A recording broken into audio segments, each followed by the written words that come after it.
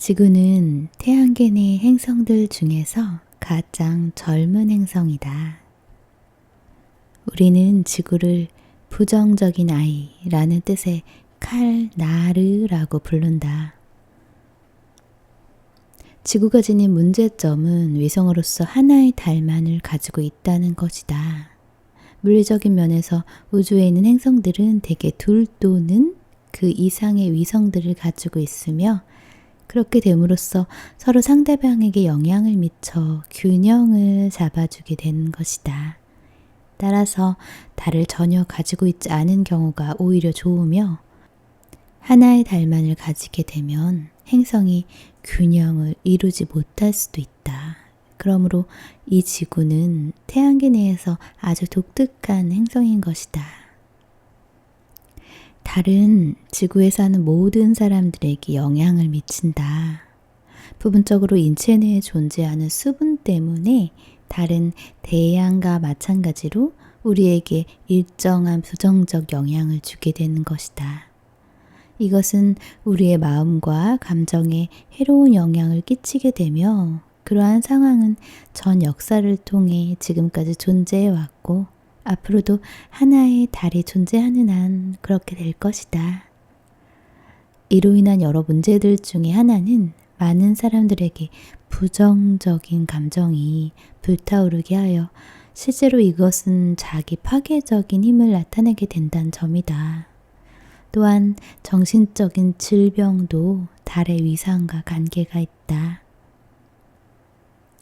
달은 사람들의 감정에 영향을 줄 뿐만 아니라 전체적인 불균형의 영향으로 사람들의 수명도 단축시키게 된다.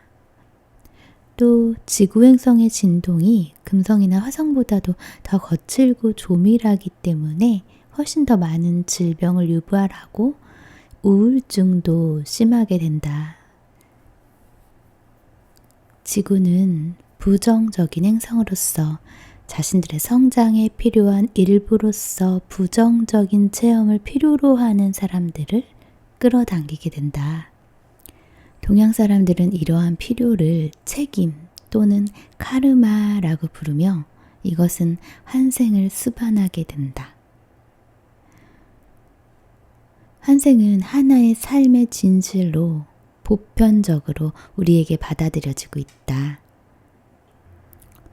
환생이라는 것을 염두에 두고서 우리가 부정적인 행성인 이 지구에 살고 있는 것이 꼭 비극적인 사실만은 아니라는 걸 이해하시기 바란다. 부정적인 체험들은 단지 많은 생들과 그리고 때로는 다른 행성들에서의 삶을 통해 오랜 기간에 걸쳐 성장해가는 과정의 일부에 지나지 않는다. 카르마는 우리 모두가 따라야 하는 보이지 않는 법칙이다. 이 카르마는 인과의 법칙이라고도 알려져 있는데 이는 한 개인이 행하고 생각하고 느끼는 모든 것들이 그에게 영향을 미치기 때문이다. 어느 한 사람이 행한 행동에 대해 효과나 결과가 몇 년 후에 또는 몇 생 뒤에 나타날 수도 있지만 결코 그것을 피해갈 수는 없는 것이다. 카르마의 법칙은 비추고 있는 모든 것들이 청산되거나 균형이 올바르게 잡혀지기 전까지는 삶의 모든 환경에 영향을 미치게 된다. 우리는 매 순간마다 새로운 카르마를 만들면서 낡은 과거 카르마에 대한 응보를 받고 있다. 이것은 정확한 법칙으로서 아무도 자신이 스스로 야기한 고통이나 행복으로부터 피해갈 수 없다. 나와 같은 금성인들이 카르마의 균형을 맞추기 위해서 이곳 지구에 오는 건 그리 이례적인 일이 아니다. 왜냐하면 우리 태양계 내에서 이와 같은 체험을 할 수 있는 곳은 지구 외에는 더 이상 어디에도 없기 때문이다. 사실 우리 금성에서의 삶은 기쁨으로 가득 차 있어서 울 일이 거의 없다. 그렇지만 이 지구에 온 이후 나는 너무나 많이 울어서 어쩌면 운 이야기가 곧 지구에서의 내 삶의 이야기가 될 수도 있다. 이 지구에 살면서 나는 온갖 것에서 너무나 자주 다른 사람들로부터 상처를 받은 까닭에 오늘날 나는 다른 살아있는 존재를 해치기보다는 차라리 죽는 것이 낫다고 느끼고 있었다. 나는 고난과 고통 그리고 비참함이 어떤 것인지 너무 잘 알게 됐다. 이런 지옥 같았던 삶은 내가 집을 나오고 나서야 끝이 났다. 나는 체험을 통해서 카르마가 얼마나 실제적인 것인지 알게 되었다. 이곳에서의 나의 생은 이 한 번의 삶에 카르마가 산더미와 같이 응축돼 있어서 이번에 이것을 영원히 처리하게 될 것이다. 만약 사람들이 자신들이 저지른 나쁜 행위가 언젠가는 반드시 돌아와 마주치게 된다는 것을 알았다면 어떻게 제정신으로 타인을 해할 수 있겠는가? 타인들이 여러분에게 해주기를 원하는 것을 타인들에게 행하기 바란다. 왜냐하면 여러분이 타인들에게 행한 모든 것은 궁극적으로는 자신에게 행하는 것이기 때문이다. 이것이 바로 내가 여러분과 함께 나누고자 하는 커다란 교훈 중에 하나다. 지금은 그렇게 고통스럽게 살진 않는다. 과거는 지나간 일이므로 나는 현재의 즐거움을 만끽하려고 애쓰고 있다. 내가 세상 사람들에게 대한 것과 똑같이 세상 사람들도 나를 대하게 되는 것이다. 그리고 모든 사람들은 좋은 것이든 나쁜 것이든 자신의 경험으로부터 성장하게 된다. 나도 개인적으로 자비심이라는 교훈을 배웠던 것이다. 그리고 지구에서의 나의 삶은 내가 진보된 행성에서 태어났다고 해서 과거성에서 배워야 할 교훈을 피할 수는 없다는 것을 입증하고 있다. 오늘날 인류의 의식이 높아지고 있다. 우리가 가지고 있는 총괄적인 관심은 영적으로 지구가 깨어나도록 일정한 역할을 수행하는 것이다. 지구에서의 각 개인들의 삶의 방식은 영적 개발 상태와 의식을 그대로 반영하고 있다. 물리적 우주에서 삶이 존재하는 이유는 영적으로 각성하기 위한 것에 지나지 않으며 어떠한 생명도 전체적인 이 주요 체계로부터 분리되어 있지 않다. 영적으로 성숙해 갈수록 사람들은 형식적인 종교나 방식들이 더 이상 자신을 만족시키지 못한다는 것을 알게 되는데 이는 극히 중요한 어떤 것이 결여되어 있기 때문이다. 금성에서의 나의 영적 성장 과정은 지구에서 내가 배운 것과는 아주 달랐으며 내가 지구에 있는 동안 나는 어떤 것도 받아들이지 않았다. 나는 테네시에서 어렸을 때는 개신교 교회 환경에서 자라났으며 그 교회는 사실 나에게 매우 원시적으로 보였다. 결국 나는 내가 이 나라에서 접한 종교들의 영적 가르침의 한계를 알고는 좌절과 상처를 입게 되었다. 금성이들은 삶의 모든 면에서 인간이 만든 법보다는 영적인 법과 자연의 법칙에 따라 살아가고 있다. 이 부분은 다른 행성들과 지구 사이에 근본적으로 다른 부분이다. 그리고 개인적인 체험은 전통적인 종교와 영적 행로에서 놓치고 있는 극히 중요한 부분을 보충해 준다. 금성을 떠나오기 전에 나는 지구에서의 영적인 가르침들이 여러 가지 한계가 있고 내가 만족하지 못할 것이라는 말은 들었지만 지구에서 살아가면서 언젠가는 최고신의 법칙인 우주적인 가르침들을 발견하게 될 것이라는 약속을 받았다. 적절한 시기가 되고 사람들이 준비가 되면 이것은 앞당겨질 수도 있다. 이 법칙은 지구 행성이 개척된 이래로 계속해서 존재해 왔다. 그리고 서로 다른 많은 이름으로, 때로는 공개적으로, 또 때로는 개별적으로 은밀하게 가르쳐 왔다. 아틀란티스 시대에는 양성화되었으나 대부분의 시기에는 감춰질 필요가 있었다. 왜냐하면 이 법칙에 대한 가르침이 자유와 자각을 가져다 주기 때문이다.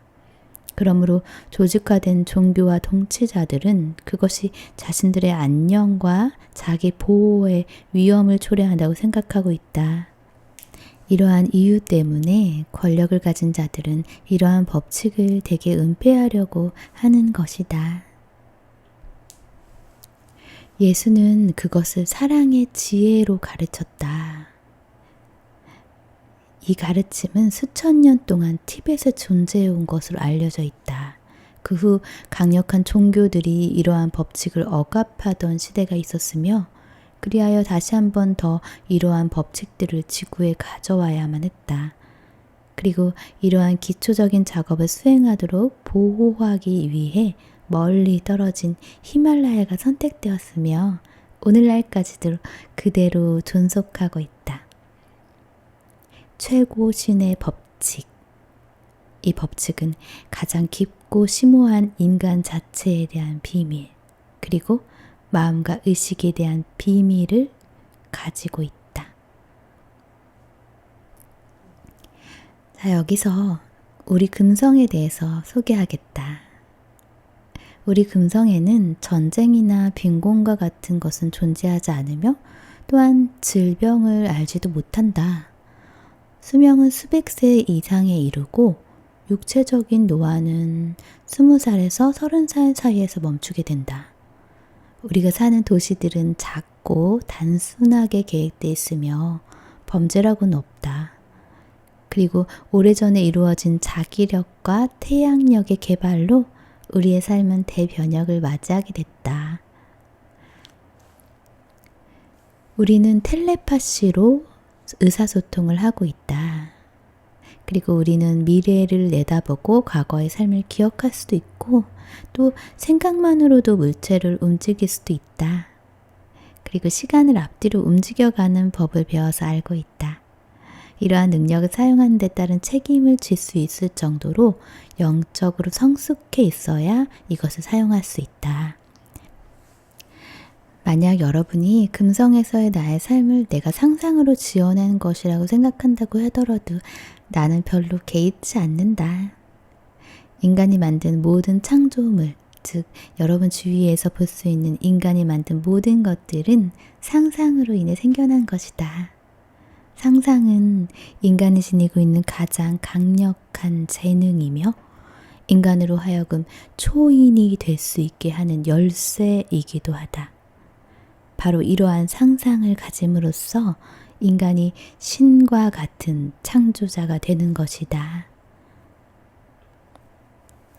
금성인들과 지구인들 사이의 근본적인 차이는 각 개인의 자각에 있으며 그것은 엄청나게 다른 세계를 만들어낸다.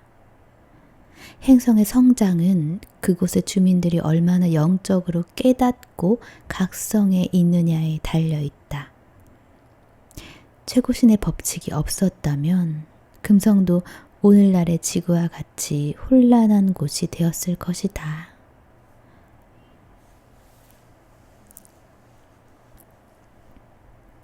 내가 카르마와 물질 세계에서의 삶의 목적에 관해 알고 있고 또 물질 우주를 초월해 존재하는 여러 우주들에 대해 자각하고 있었기 때문에 나는 악몽과 같았던 지구에서의 삶에서 좀 더 편안한 마음으로 살아남을 수 있었다. 그리고 감정적인 면에서 부딪히게 될 난관을 극복하는 데도 필요한 힘을 얻게 되었다. 그리하여 나는 보다 성숙하게 지구에서의 나의 삶과 내가 처한 공경을 이해하고 받아들일 수 있었다. 이러한 가르침에 마음이 열려있는 지구인이라면 누구나 물질 세계에서 일어나는 여러 문제들을 초월할 수 있다. 언젠가는 최고신의 법칙들이 이 지구에서도 있는 그대로 인식되어질 것이다. 이미 씨앗들은 뿌려졌다. 내가 말하고자 하는 요지는 각 개인이 최고신의 법칙을 배우는 데 있어 살아있는 체험을 통해서 이해해야 한다는 것이다. 한 개인이 셀 수 없이 많은 생을 살아가면서 얻게 되는 모든 체험을 통해 완전한 자각과 자신이 누구인지에 대한 철저한 인식이 생기게 되는 것이다. 최고신의 법칙은 여러 시련과 경험들로 점철된 수많은 생들을 통해 목표를 성취할 준비가 된 사람들에게는 공개적으로 또는 은밀하게 모든 행성에 항상 존재하고 있다. 모든 행성에 존재하는 모든 개인들은 하나의 영혼이며 그 이상도 그 이하도 아니다. 소음이나 혼란으로부터 벗어나 눈을 감고 조용히 앉아 있으면 여러분 몸속에는 아주 각성되어 있는 한 지점이 있는 것을 알게 될 것이다. 이 부분은 대개 머리의 양미간 사이의 뒤쪽 중앙에 위치해 있다. 이 분리된 관찰자가 바로 영혼이며 진정한 여러분인 것이다. 영혼의 실체를 체험하기 위한 간단한 방법이 있다. 예를 들어 내가 어떤 친구에게 말을 할 때 그 말들을 주의 깊게 지켜본다면 그 말 하나하나를 충분히 인식할 것이고 그것을 듣고 있는 무엇인가가 존재한다는 것을 알아차리기 시작하게 될 것이다. 마음이 만들어내는 생각들을 말없이 조용히 지켜보고 있으면서 이것들이 사념이라는 것을 아는 어떤 존재가 있는데 이것이 우리가 영혼이라고 부르는 자각 단위인 것이다. 영혼으로서 여러분이 얼마나 오래되었느냐 하는 건 사실 아무 의미가 없다. 왜냐하면 영혼 그 자체는 시공간을 초월하여 존재하고 있기 때문이다.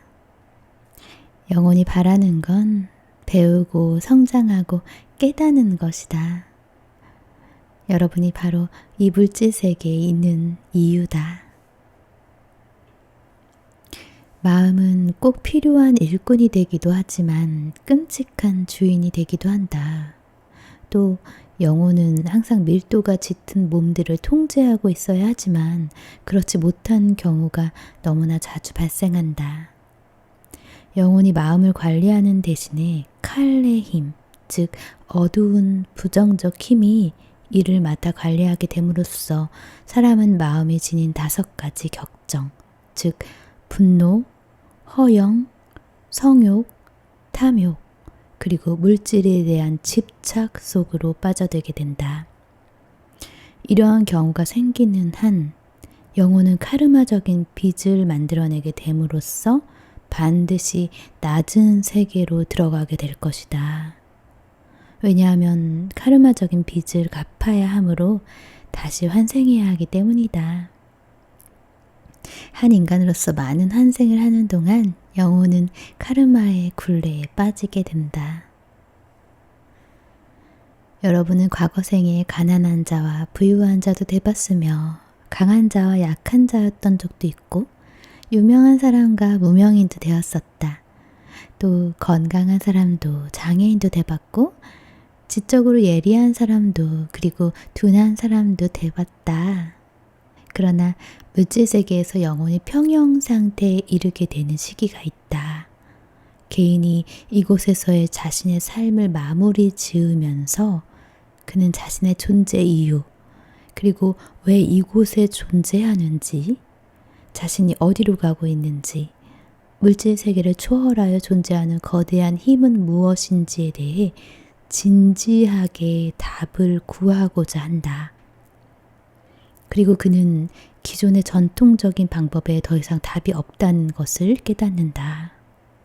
그리고 이 시점에서 마음속으로 그는 자기 자신, 즉 자신의 느낌, 생각, 의도를 더 자각하기 시작한다.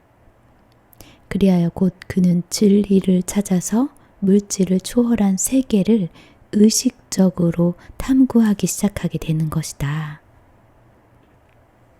이제 영혼은 지금의 종교에는 진리와 해답이 존재하지 않으므로 거기에는 더 이상 만족하지 않게 된다.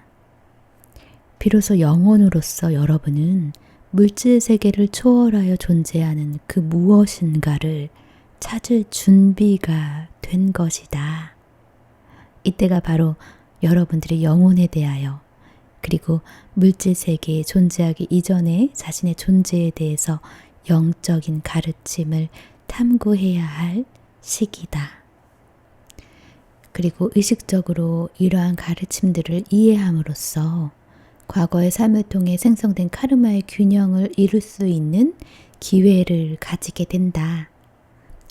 육체가 교훈을 배우기 위한 매개체에 불과하다는 것을 배우게 될 때에 비로소 밀도가 짙은 세계에 더 이상 육화할 필요가 없게 되는 지점에 도달하게 된 것이다. 이런 식으로 가르침, 진리들은 진화할 준비가 되어 있는 영혼들을 돕게 되는 것이다. 각 개인은 진리를 구하고자 하는 자신의 내면의 요구를 충족시켜주지 못하는 가르침들의 유혹에 빠지지 않도록 주의해야 한다.